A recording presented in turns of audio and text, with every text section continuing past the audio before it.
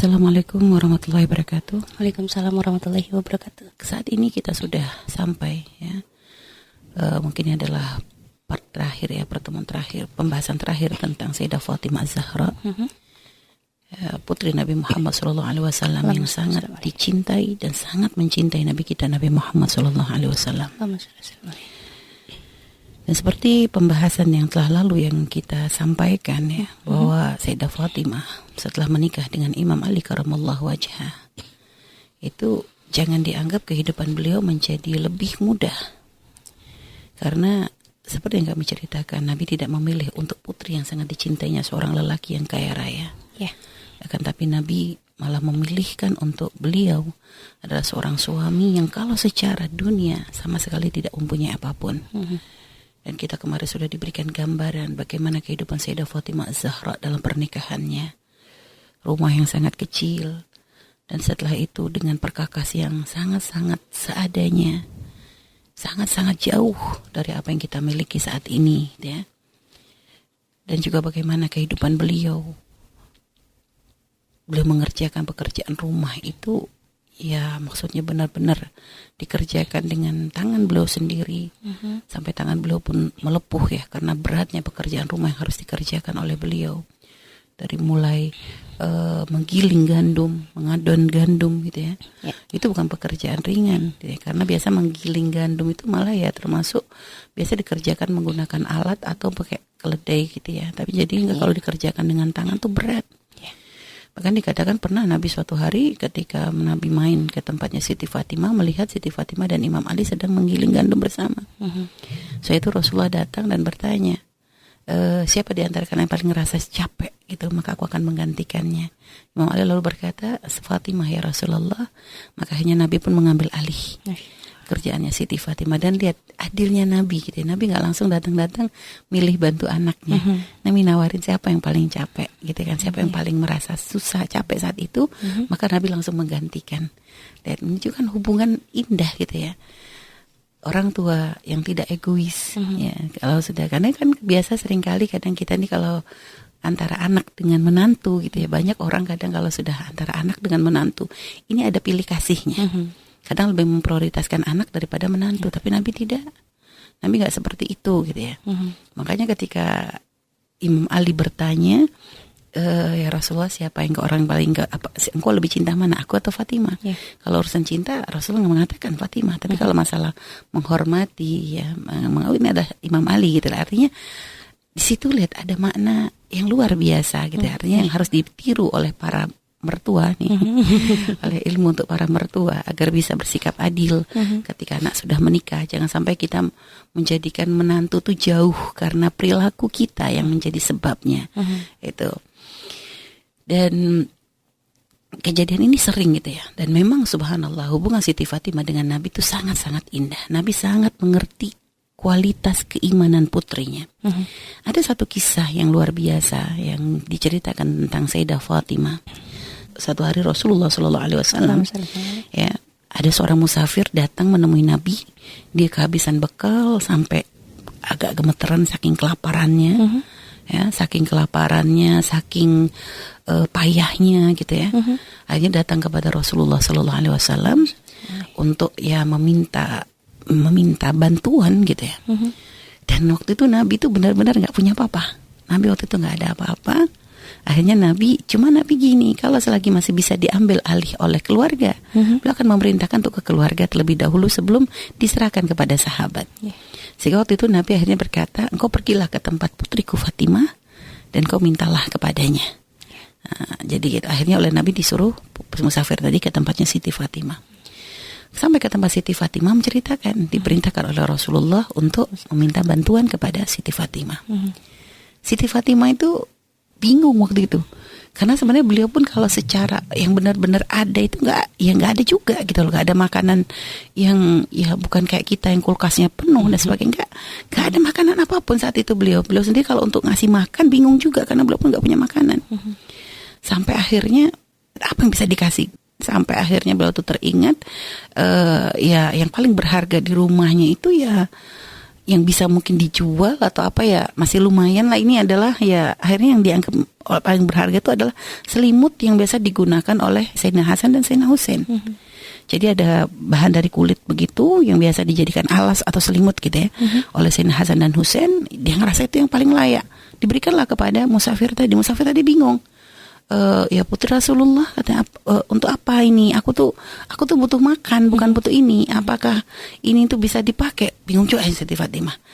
Akhirnya apalagi ya yang bisa diberikan? Sampai akhirnya beliau tuh teringat bahwa beliau tuh ternyata punya masih menyimpan. Menyimpannya bukan karena sayang ya, cuma lupa beliau itu. Ternyata beliau tuh masih punya simpanan satu kalung yang waktu itu pernah diberikan hadiah ya, beliau diberi hadiah oleh bibinya ya, kalau tidak salah oleh istrinya Abu Thalib atau istrinya salah kerabat beliau ya, nenek berarti kalau begitu ya. Jadi intinya waktu itu oleh salah satu kerabat dapat hadiah sehingga akhirnya beliau tuh teringat tiba-tiba kalau beliau masih punya barang berharga. Maka tanpa ragu sedikit pun satu-satunya barang berharga yang dimiliki diberikan kepada musafir tadi supaya nanti bisa dijual. Akhirnya musafir tadi datang kembali kepada Nabi dengan membawa kalung tersebut. Membawa kalung tersebut ya, untuk akhirnya Rasulullah mengatakan, apa yang kau dapat dari putriku? Lalu ditunjukkan kalung ini. Dan Rasulullah tersenyum bahagia. Nabi bangga banget gitu, senang banget gitu ya. Sampai akhirnya ternyata begitu kalung itu nampak gitu sahabat Nabi yang saat itu bersama Rasulullah lalu tersentuh untuk membeli kalung tersebut. Ada yang mengatakan bahwa membelinya adalah Abdurrahman ibn Auf, ada yang mengatakan itu adalah Ammar bin Yasir. Sehingga akhirnya sahabat tadi bertanya, berapa kau jual kalung itu? Akhirnya musafir ini bukan orang yang tamak. Dia hanya butuh untuk sekedar makan dan sekedar untuk melanjutkan perjalanan. Sehingga ya pokoknya itu cukup.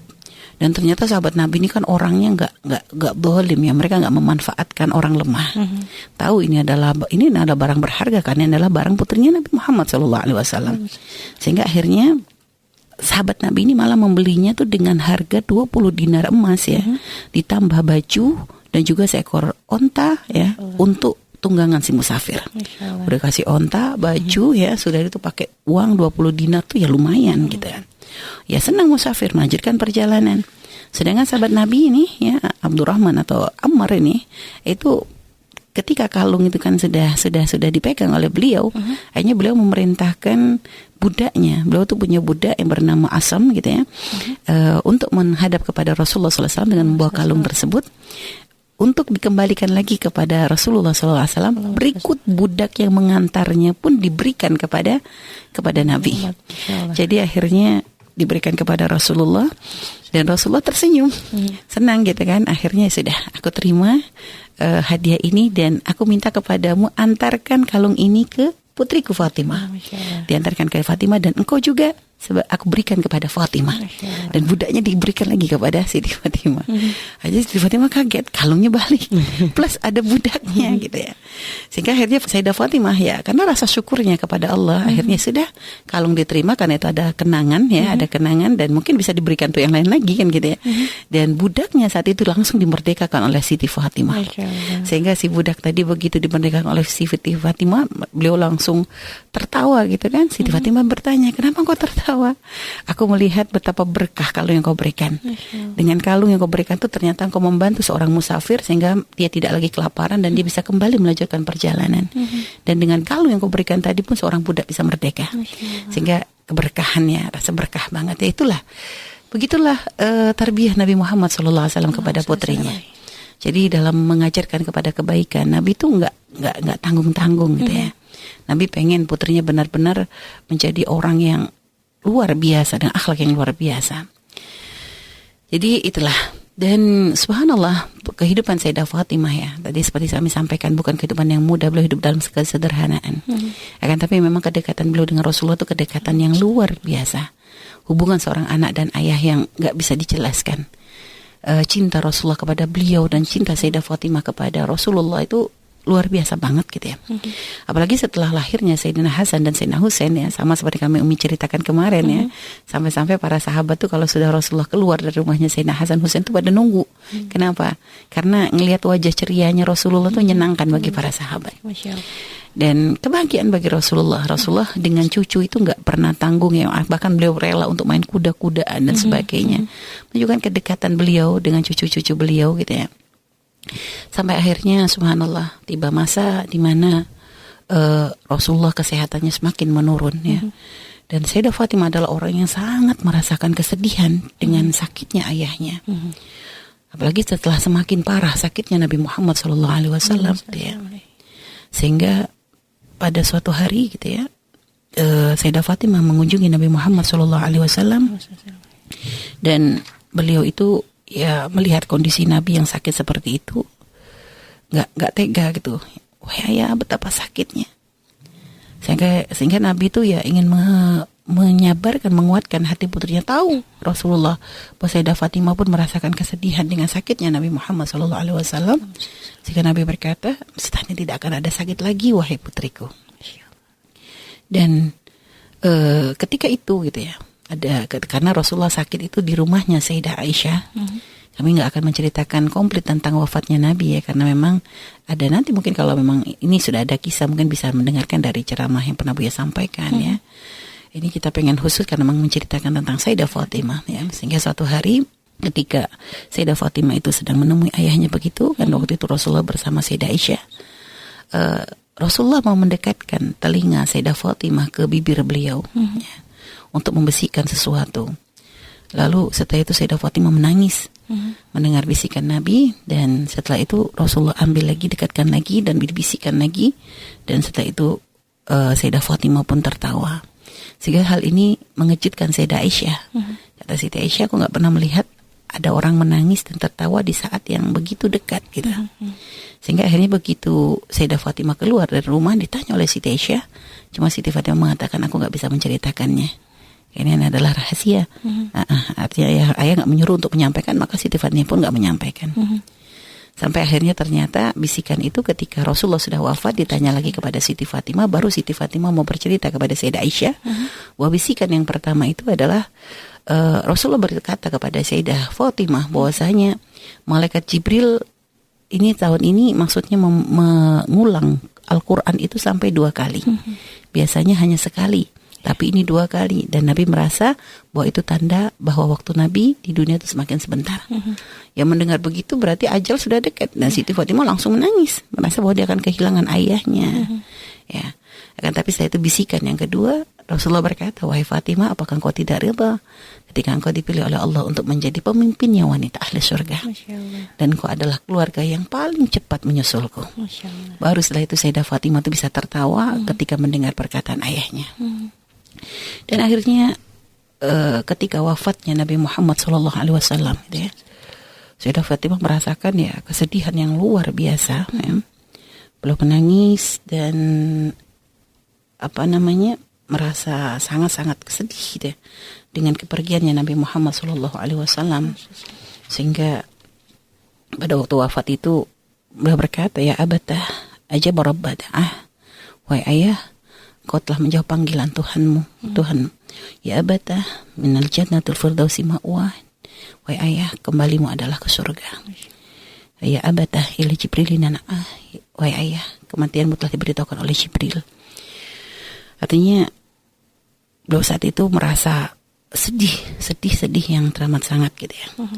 Sampai akhirnya ketika diceritakan oleh Sayyidina Anas ya, ketika Sayyidah Fatimah bertemu dengan Sayyidina Anas, lalu beliau melihat pakaian berdebu yang menempel, ada debu yang menempel di baju Sayyidina Anas gitu kan.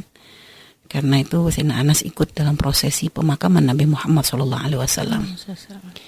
Sayyidah Fatimah itu bertanya kepada Sayyidina Anas, ya Anas, katanya, apa yang kamu lakukan tadi? Hanya Sayyidina Anas berkata, kami menguburkan Rasulullah SAW. Saat itu Siti Fatimah sambil menangis berkata, wahai Anas, apakah kamu tuh tega tadi tuh ketika kamu melemparkan debu, maksud menutup Rasulullah dengan debu? Gimana kamu kok bisa tega gitu? Kok tega? Mendengar perkataan Sayyidah Fatimah tuh Sayyidah Anas tuh tersentak ya. Sayyidah Anas tersentak, beliau tuh kayak diingatkan kembali gitu ya. Maksudnya tuh kayak baru nyadar. Beliau tuh baru melakukan satu perbuatan tersebut gitu. Sampai dikatakan oleh Sayyidah Anas, ya Fatimah, demi Allah katanya, kami tuh ketika menguburkan Nabi tuh kayak pikiran kami tuh oleh Allah tuh dihilangkan. Kami tuh kayak dibuat kayak agak sadar, pokoknya kayak ibarat tuh kayak robot begitu. Mereka tuh melakukan kegiatan tersebut tuh tanpa disadari. Jadi kayak menimbun Nabi dengan debu. Ini kalau sampai sahabat tidak dibegitukan oleh Allah, kayaknya nggak bakalan tega. Nggak bakalan tega karena cinta sahabat Nabi kepada Nabi itu bukan main-main gitu ya. Kita nggak akan pernah menemukan cinta yang seperti itu. Sahabat Nabi mencintai Nabi melebihi cinta mereka kepada siapapun. Bahkan jika kita menemukan ada hubungan cinta orang tua dengan anak saat ini yang kita anggap paling indah pun tidak bisa mengalahkan cinta sahabat Nabi kepada Rasulullah SAW. Sehingga wafatnya Nabi ini bukan hal ringan bagi sahabat, berat. Sehingga bagaimana sahabat Nabi yang paling kuat, Sayyidina Umar bin Khattab pun sampai kayak hilang akal saat itu. Sehingga beliau berteriak bahwa siapa yang mengatakan Nabi wafat maka akan dibunuh. Nabi nggak mati, Nabi hanya kembali seperti Nabi Isa, diambil sesaat dan akan dikembalikan lagi. Lihat, jadi kayak hilang akal, nggak sadar karena merasa terlalu berat. Imam Ali pun sampai tidak bisa berkata-kata, semua merasakan pukulan yang teramat sangat.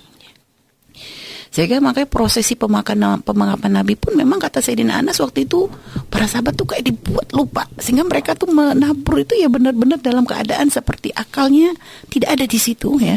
Karena ya subhanallah, dan ini ada pertolongan dari Allah Subhanahu wa taala gitu ya. Karena kalau memang sampai tidak dibuat seperti itu oleh Allah, Nabi nggak akan bisa dikuburkan. Terlalu cinta mereka untuk bisa menutup debu ke tubuhnya Nabi Muhammad SAW, menimbun Nabi dengan tanah itu. Dan subhanallah gitu ya, ada syair yang dibaca oleh Sayyidah Fatimah ya ketika wafatnya ayahandanya ya. Beliau berdiri di kuburannya Rasulullah SAW. Beliau menangis di situ dan beliau berkata dalam syairnya yang disenandungkan, "Madza 'ala man syamma turbata Ahmada alla yashumma madaz zamani qawaliya." Apa salahnya bagi seorang yang telah menghirup pusaranya Nabi Muhammad jika ia tak lagi menghirup aroma parfum yang mahal sepanjang masa. Subbat alayya masaiba law annaha subbat alal ayyami adna layaliya. Kata beliau, aku tuh ditimpa musibah yang andai ditimpakan musibah ini di siang hari, niscaya siang itu akan berubah menjadi malam. Menunjukkan hal ini berat banget gitu ya. Sampai ibarat kalau siang hari dikasih kayak ujian begini pun bisa berubah langsung menjadi malam. Menunjukkan sakitnya, kesedihan yang teramat sangat yang dirasakan oleh Sayyidah Fatimah. Akhbar afaqas sama wa qawarat syamsan nahar wa atlamal asrat. Ya, ufuk langit berdebu, mentari kehilangan cahayanya hingga siang pun menjadi gelap gulita. Fal ardu min ba'din nabi kaibatun asafan alaihi kathiratar rajfani. Dan bumi pun bersedih setelah kepergiannya sang nabi, berduka cita dan banyak gempa yang menimpa. Falyabki syarqul bilad wal gharbuha wal yabki misra wa kullu yamani. Dan menangislah ya dari timur ke barat dengan kepergian Rasulullah, dan sampai Mesir dan Yaman pun turut menangisi kepergiannya. Ya khatamur rusulil mubarak Dau'ahu sallallahu alaika munzilul Qur'ani. Dan wahai penutup para rasul yang cahayanya penuh berkah, semoga yang menurunkan Al-Quran kan selalu bersolawat kepadamu. Dan ya itu gambaran ya kesedihan yang dirasakan oleh Sayyidah Fatimah ketika kehilangan Rasulullah SAW gitu ya. Itu memang sangat berat, sehingga banyak ya riwayat tuh bahkan sampai menceritakan bahasanya Siti Fatimah tuh setelah wafatnya Nabi tuh nggak bisa tersenyum karena terlalu sedih yang dirasa oleh beliau. Dan ini bukan dibuat-buat, karena memang dari hati yang memang sangat mencintai. Dan kita tahu bagaimana Siti Fatimah, hubungan Siti Fatimah dengan Rasulullah. Beliau yang sebagai seorang anak yang maka sampai dapat julukan Ummu Abiha itu kan karena terlalu cinta kepada Nabi, sampai memberikan perhatian kepada Nabi. Ini kayak menggantikan posisi seorang ibu kan begitu. Artinya sangat berat dilalui oleh Sayyidah Fatimah, sehingga memang menjadikan beliau tuh dikatakan setelah wafatnya Nabi sudah tidak bisa lagi kayak menikmati dunia gitu ya. Beliau sudah tidak bisa lagi menikmati dunia dan hanya berharap untuk bisa bertemu kembali dengan Rasulullah SAW. Dan mungkin di antara kita bertanya-tanya gitu, kok segitunya Siti Fatimah ditinggal? Apakah Siti Fatimah gak ridha dengan kepergian Rasulullah? Enggak, bukan Siti Fatimah gak ridha. Beliau adalah orang yang sangat mengerti, kenal Allah. Beliau adalah orang yang tahu makna ridha. Beliau adalah orang yang tahu makna sabar. Beliau adalah orang yang tahu makna berbagai macam kemuliaan gitu ya. Hanya memang ini kesedihan yang memang tidak mampu ditahan gitu ya, karena memang kedekatan beliau dengan Nabi Muhammad SAW gitu ya. Artinya kita jangan sampai berprasangka buruk kepada Sayyidah Fatimah. Ya ini kan mungkin yang dilihat, sehingga memang karena orang tahu gitu kan bagaimana para sahabat saat itu tahu bagaimana dekatnya Sayyidah Fatimah dengan Nabi Muhammad SAW gitu. Dan bukan berarti sahabat-sahabat yang lain juga tidak merasakan sedih. Hanya memang kedekatan Sayyidah Fatimah dan Rasulullah nggak bisa dikalahkan oleh siapapun gitu. Dan sehingga akhirnya memang berat dilalui oleh Sayyidah Fatimah, apalagi setelah wafatnya Rasulullah SAW ya. Ada satu kejadian juga yang memang sempat menjadikan Sayyidah Fatimah itu terluka gitu ya. Padahal sebenarnya bukan karena apa. Dan ini pernah waktu pertemuan yang lalu ditanya oleh seorang sahabat tentang perselisihan antara Sayyidina Abu Bakar dengan Sayyidah Fatimah Zahra ya. Yang ini sebenarnya bukan perselisihan karena memperebutkan dunia, tidak. Mereka adalah orang-orang mulia. Sayyidina Abu Bakar mulia, Sayyidah Fatimah mulia. Jadi ini hanya masalah prinsip. Masalah perbedaan prinsip, dan ini wajar terjadi gitu ya. Dan kalau Sayyidah Fatimah merasa terluka, wajar karena beliau menganggap itu adalah hak. Jadi ketika Sayyidah Fatimah menanyakan tanah Fadak gitu ya, ada tanah yang dikira oleh Sayyidah Fatimah itu adalah haknya Nabi Muhammad SAW, yang tentu jika menjadi haknya Nabi akan diwariskan begitu. Dan satu-satu keluarganya yang hidup adalah Sayyidah Fatimah, sehingga ada hak Sayyidah Fatimah di situ gitu ya. Dan Sayyidina Abu Bakar bukan orang yang ingin mengambil alih semua apa yang dimiliki Nabi, tidak. Hanya memang Sayyidina Abu Bakar mendengar Nabi tidak akan mewarisi apapun. Jadi tidak ada harta yang diwarisi. Jadi semua yang dimiliki oleh Nabi itu akan diberikan kepada umat. Jadi gitu. Sehingga Sayyidina Abu Bakar dengan prinsipnya, sehingga beliau tidak berani untuk melanggar. Karena ini adalah syariat. Beliau menganggap ini adalah syariat karena omongan Nabi, ucapan Nabi itu adalah syariat. Dan Sayyidah Fatimah menganggap ini adalah hak gitu ya, karena ini adalah waris. Adalah waris. Dan mungkin karena beliau tidak mendengar ucapan Nabi tersebut gitu ya, tidak mendengar ucapan Nabi tersebut ya, sehingga beliau menganggap ini adalah haknya beliau. Sehingga dari situlah terjadi ya ada kesalahpahaman ya, ada memang perbedaan prinsip yang menjadikan sempat Sayyidah Fatimah memang merasa terluka ya, karena merasa hak beliau ditolak kan gitu. Dan ini diperkeruh oleh sekelompok orang yang memang ingin mengadu domba antara sahabat dengan keluarga Nabi. Sehingga kalau kita membaca buku-buku sejarah sekarang dibuat kesan seakan-akan ini adalah kezaliman yang dirasa oleh Sayyidah Fatimah. Dan kalau kita membaca, para sahabat mungkin ya membaca di di internet atau di banyak buku-buku tentang hari-hari terakhir Sayyidah Fatimah, di situ banyak menceritakan seakan-akan Sayyidah Fatimah menjadi orang yang sangat terdolimi. Dalam kisah tersebut diceritakan banyak Sayyidah Fatimah tuh merasa sakit ya setelah wafatnya Nabi. Beliau tuh semakin ngedrop gitu ya, dikarenakan tekanan yang terus menerus ya. Ada yang mengatakan sampai karena merasa tidak terima bahwa Sayyidina Abu Bakar menjadi khalifah setelahnya. Ada yang mengatakan dengan buktinya bahwa Imam Ali tidak ikut membaiat. Ini ada bentuk protesnya Siti Fatimah. Ada yang mengatakan bahwa karena Siti Fatimah merasa sangat hati didolimi oleh Sayyidina Abu Bakar tentang masalah waris. Itu fitnah, nggak ada. Jadi kalau memang kesedihan Sayyidah Fatimah bukan karena itu, karena kerinduannya kepada Rasulullah yang tidak mampu ditahan. Sedangkan adapun kalau masalah pembaiatan Sayyidina Abu Bakar, itu Imam Ali bukan menolak. Hanya ketika para sahabat membaiat, Imam Ali waktu itu tidak serta-merta membaiat, bukan dikarenakan beliau tidak setuju. Hanya Sayyidina Ali ini kerabatnya Nabi, sehingga beliau itu lebih sibuk untuk mengurus pemakaman, prosesi pemakaman Rasulullah SAW. Dan akhirnya beliau membaiat. Tidak ada masalah, tidak ada yang salah di antara hubungan para sahabat dengan keluarga Nabi Muhammad. Jadi jangan kita terbawa dengan fitnah. Ya, sehingga banyak menceritakan, kalau kita benar, kita membaca, Umi mencoba mencari ya tulisan-tulisan tentang Sayyidah Fatimah. Ngeri kita. Ini kalau orang sampai membaca dengan tidak didasari pengetahuan yang lain, itu bisa benar-benar salah kaprah. Bisa-bisa benar-benar menganggap bahwa putri Rasulullah itu sangat terdolimi dengan perilaku para sahabat. Ini akan menjadi rusak hati. Sehingga hanya kita akan menganggap para sahabat itu jahat banget sama putrinya Nabi, padahal tidak ada kejahatan di situ. Itu sampai dikatakan banyak kisah ya tentang meninggalnya Sayyidah Fatimah itu, nanti kita akan menceritakan ya bahwa memang Sayyidah Fatimah merasa sakit setelah itu ya, dan jarak antara wafatnya Siti Fatimah dengan Nabi itu kurang lebih 5 bulan lebih 6 bulan, kurang dari 6 bulan. Sampai Sayyidah Aisyah sendiri meriwayatkan Sayyidah Fatimah itu setelah ditinggal Nabi memang jadi sering sakit-sakitan, dan beliau itu wafat itu kurang dari 6 bulan. Dan subhanallah memang diceritakan ketika beliau wafat ya, dalam keadaan beliau sakit gitu kan, beliau tuh menangis waktu itu. Menangis sehingga saat itu ada Sayyidah Asma binti Umais yang saat itu selalu menemani beliau.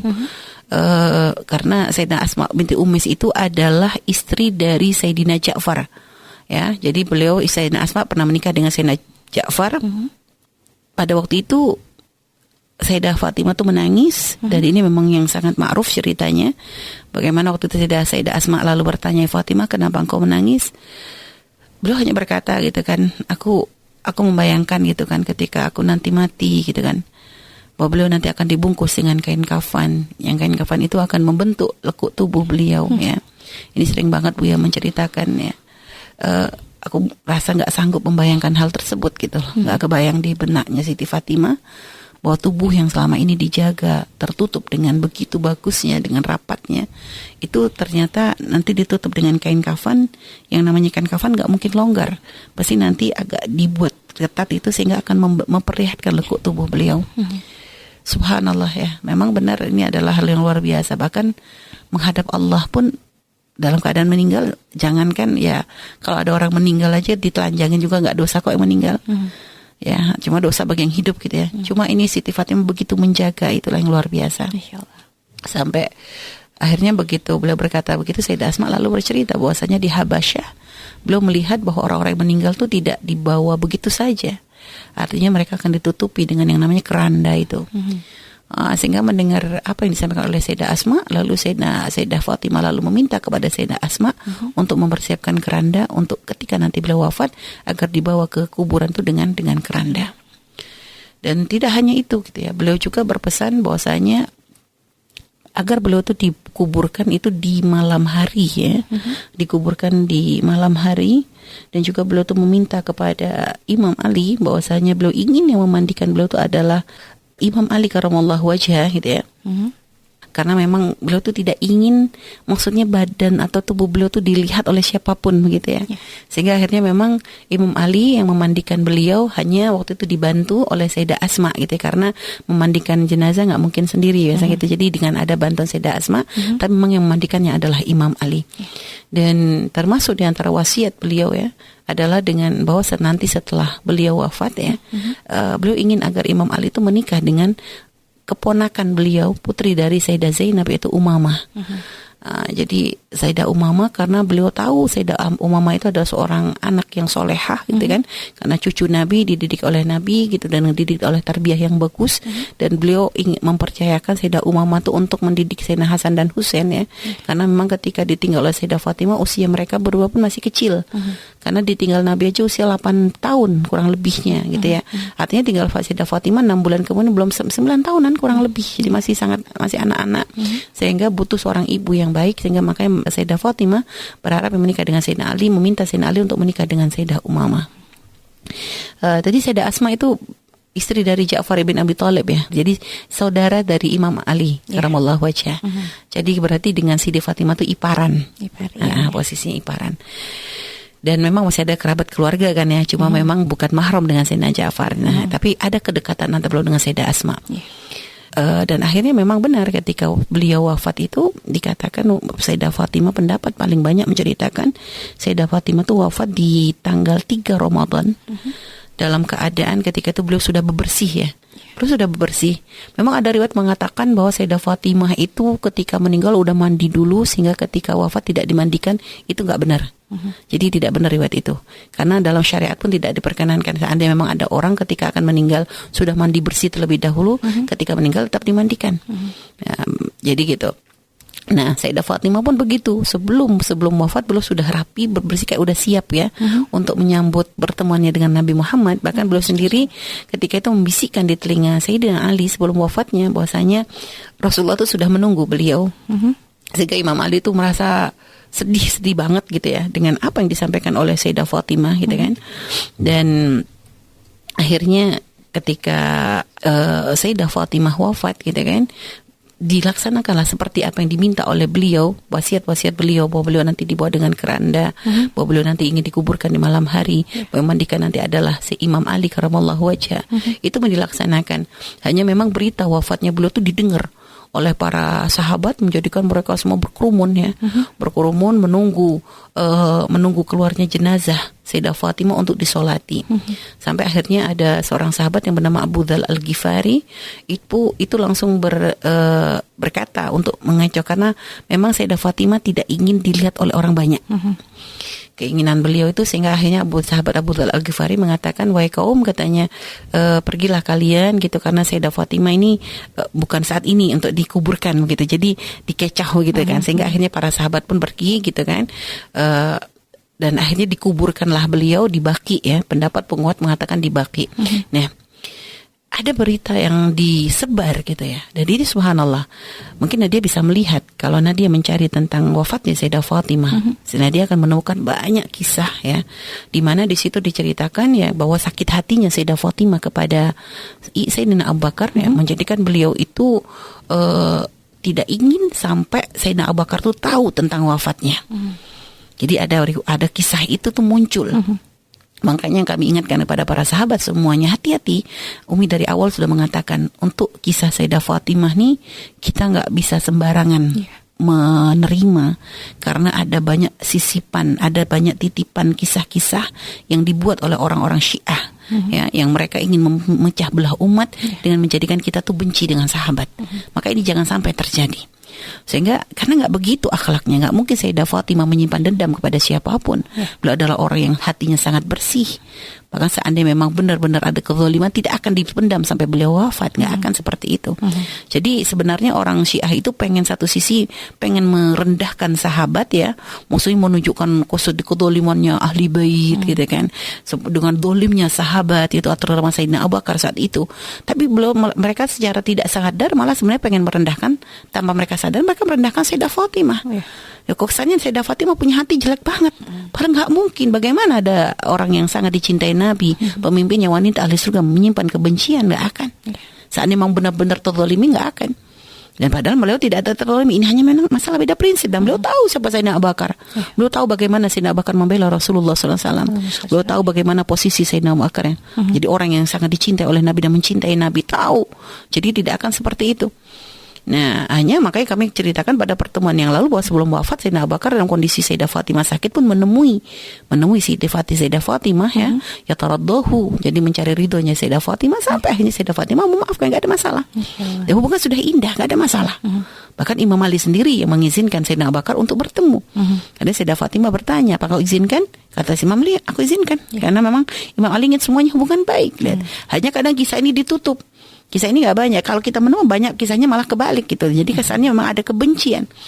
Jadi kesannya adalah Sayyidah Fatimah wafat dalam keadaan beliau tersakiti, terdolimi, sehingga akhirnya beliau tuh dikuburkannya tuh sampai ada kisah yang menceritakan bahwasanya beliau tuh dikuburkan diam-diam sampai tidak ada seorang pun yang tahu di mana kuburannya. Bahkan dikatakan Imam Ali tuh mengecoh dengan membuat 3 kuburan ya. 3 kuburan supaya tidak ada orang yang tahu di mana kuburan yang sesungguhnya punya Sayyidah Fatimah. Ini banyak kisah ini diceritakan. Jadi sampai benar-benar kayak prosesi pemakaman tuh rahasia banget, karena tujuannya nggak mau sampai Sayyidina Abu Bakar tahu. Lihat, ini fitnah, tidak ada begitu. Jadi yang memandikan beliau adalah Imam Ali, yang memimpin sholat beliau adalah Imam Ali. Memang tidak banyak, hanya dari kerabat-kerabat dekat saja yang hadir saat itu, karena memang beliau memang tidak ingin ditampakkan, tidak ingin diumumkan, tidak ingin menjadi pusat perhatian, karena memang rasa malunya yang luar biasa menjadikan beliau itu sangat menjaga. Dan beliau dikuburkan di Baqi bersama saudari-saudarinya. Ini adalah pendapat yang paling kuat. Dan kalau misalnya memang benar ada berita tentang pengkelabuan kuburan Sayyidah Fatimah, mungkin, tapi bukan dengan tujuan karena benci kepada Sayyidina Abu Bakar. Bahkan mungkin yang kami tangkap ya, mungkin yang bisa kami pahami dan juga dari apa yang kami dengar gitu ya, bisa saja pengkelabuan kuburan ini adalah karena ada sekelompok orang yang terlalu berlebihan di dalam mengaku menjadi pecintanya Sayyidah Fatimah, sehingga mungkin malah dikhawatirkan jika sampai kuburannya ini ketahuan, malah mungkin mereka inilah inilah yang malah dikhawatirkan tidak benar gitulah dalam, karena kan orang yang kalau sudah akidah sesat kadang dalam mencintainya aneh gitu ya. Kayak tentang bagaimana mencintai Imam Hussein tapi dengan memukul-mukul dirinya begitu. Jadi mungkin dengan mengetahui malah kuburannya Sayyidah Fatimah ini malah bisa menjadi fitnah banget gitu, sehingga akhirnya mungkin bisa saja Imam Ali mengkelabui ini adalah untuk menjaga jangan sampai ada orang yang katanya mengaku pecinta tapi ternyata nanti malah menjadi fitnah kan begitu. Nah ini jadi bukan tidak ada dendam. Jadi hubungan sahabat dan ahli bait adalah hubungan yang paling indah karena mereka semuanya orang yang sangat mencintai Nabi dan dicintai oleh Rasulullah SAW. Ini yang harus kita yakini. Jadi makanya ketika kita membaca sejarah-sejarah lalu di situ ada iskal seakan-akan ada begini. Sebenarnya bahkan ada perselisihan ketika Imam Ali, Muawiyah dan sebagainya. Ini semua adalah karena masalah prinsip. Jadi ada perbedaan masalah prinsip dan kita harus berprasangka baik kepada orang-orang yang bersama Nabi Muhammad SAW. Karena kalau sampai kita berprasangka buruk kepada sahabat, kita berprasangka buruk kepada ahli bait ya, berarti apa yang sebenarnya tanpa kita sadari muncul di hati kita? Nabi gagal mendidik mereka. Padahal Nabi tidak gagal. Nabi mencetak generasi terbaik. Para sahabat adalah orang-orang terbaik yang mendampingi Nabi Muhammad. Ahli bait adalah orang yang terbaik yang mendampingi, yang sangat menjadi keluarga Nabi Muhammad SAW. Jadi ini yang harus ditanamkan di hati kita ya, tentang keluarganya Nabi Muhammad SAW dan juga para sahabat Nabi Muhammad SAW. Jadi itulah Sayyidah Fatimah Az-Zahra, pemimpinnya wanita ahli surga yang subhanallah, beliau adalah seorang yang punya malu ya, sangat dikenal dengan rasa malunya yang luar biasa. Sampai bahkan dikisahkan ada riwayat yang menceritakan bahwasanya nanti di hari kiamat ketika orang dikumpulkan di padang mahsyar ya, akan ada cahaya. Jadi nanti ada rombongannya Rasulullah SAW. Dan setelah rombongan Rasulullah lewat, ada nanti rombongan satu lagi yang memang memancarkan cahaya. Dan ketika cahaya itu sudah mulai nampak, maka ada suara yang akan terdengar oleh semua manusia saat itu. Tutup mata kalian, ya, tundukkan pandangan kalian. Jadi suruh menundukkan pandangan kalian kalau putri Rasulullah akan lewat. Dan putri Rasulullah dan rombongannya akan lewat. Ini menunjukkan ya bahwasanya memang rasa malunya Sayyidah Fatimah ya dalam beliau menjaga kehormatannya, beliau menutup auratnya ya. Ini menjadi suatu hal yang luar biasa, menjadi contoh bagi para muslimah. Itulah kemuliaan. Jadi beliau orang yang paling punya hati bersih. Orang yang hatinya bersih, orang yang sangat menjaga bukan hanya dohirnya, tapi juga batinnya, gitu ya. Dan dalam menjaga dohir beliau tidak main-main. Sehingga makanya jangan sampai ya ada istilah yang mungkin seringkali kita dengar, yang penting batinnya, dohir mah nggak penting, nggak. Karena apa yang terlihat pada dohir itu adalah buah dari apa yang ada dalam batin. Kalau orang punya batin bersih, maka dohirnya pun akan ikut. Tapi jangan mengatakan kalau batin sudah baik, sudah dohir nggak usah baik, nggak masalah, nggak bisa. Bagaimana orang katanya ingat kepada Allah, cukup ingat tapi nggak pakai sholat. Itulah gambarannya orang merasa yang penting batin, nggak pakai kerudung. Nah itu sama seperti orang mengatakan cukup ingat nggak pakai sholat, nggak akan mungkin. Ingat kepada Allah. Cara kita ingat kepada Allah diajarkan oleh syariat dengan cara kita sholat. Nah, menjaga syariat Nabi, kita kalau ingin menjaga hati bersih ya, maka bersih hati kita diiringi dengan dohir kita yang mampu menutup aurat kita, seperti syariat yang diajarkan oleh Nabi Muhammad SAW dan seperti apa yang dilakukan oleh Sayyidah Fatimah Az-Zahra. Baik, jadi inilah kisah yang bisa kami sampaikan tentang Sayyidah Fatimah Az-Zahra ya. Semoga dengan mendengar kisah beliau ini menumbuhkan cinta di hati kita yang sesungguhnya kepada beliau dan subhanallah ya, Imam Ali dikatakan ketika wafatnya Sayyidah Fatimah juga merasakan kehilangan yang amat sangat ya, karena beliau adalah orang yang sangat cinta kepada Sayyidah Fatimah. Dan ada syair yang ditulis yang dibaca oleh Sayyidina Ali gitu ya, ketika Sayyidah Fatimah wafat gitu ya. Beliau mengatakan ara'ila lad-dunya alayya kathiratan wasahibu hatta al-mamati alilu. Beliau mengatakan kulihat rasa sakit disebabkan dunia itu kepadaku sangatlah banyak. Sedangkan pemilik penyakit, pemilik sakit itu ya, maksudnya ya beliau itu tetap akan merasakan sakit sampai nanti beliau mati. Likulli sima'in min khalilaini furqatun wa kullu alladhi dunal firaqi qalilu. Beliau mengatakan dan setiap kebersamaan sepasang kekasih itu akan menemui perpisahan, sedangkan yang tak menemui perpisahan itu sangatlah sedikit ya. Lalu beliau melanjutkan, wa inna iftiqadi Fatiman ba'da Ahmadi dalilun alla yaduma khalilu. Dan beliau katakan, sungguhnya kehilanganku atas Fatimah setelah Nabi Muhammad SAW itu adalah tanda bahwa kekasih itu tidaklah abadi. Jadi ya beliau adalah orang yang sangat mencintai Sayyidah Fatimah. Bahkan ada kisah mengatakan bahwa beliau sampai pingsan gitu ada. Tapi wallahu a'lam kebenarannya. Hanya memang kalau kesedihan beliau menangis karena memang Sayyidah Fatimah adalah orang yang sangat dicintai. Dan Sayyidina Hasan dan Sayyidina Husain juga menangis. Dan menangis bukan suatu aib, bukan suatu cacat ya. Karena kita menangis untuk orang yang kita cintai, ketika ditinggal siapapun boleh menangis. Hanya ya seperti itulah, menangis jangan sampai kita melakukan sesuatu yang melanggar syariatnya Allah Subhanahu wa ta'ala. Insyaallah semoga dengan kisah ini Allah terus tambahkan di hati kita cinta kepada Rasulullah SAW, cinta kepada para sahabat, kepada ahli baitnya Rasulullah SAW, dan khususnya para wanita. Semoga kita benar-benar bisa mengikuti akhlaknya Sayyidah Fatimah Az-Zahra, dan semoga kita juga menjadi orang yang bisa mencintai sahabat-sahabat Nabi Muhammad SAW dan bisa mengikuti akhlak dan suri tauladan dari mereka semuanya insyaallah. Wallahu a'lam bishawab.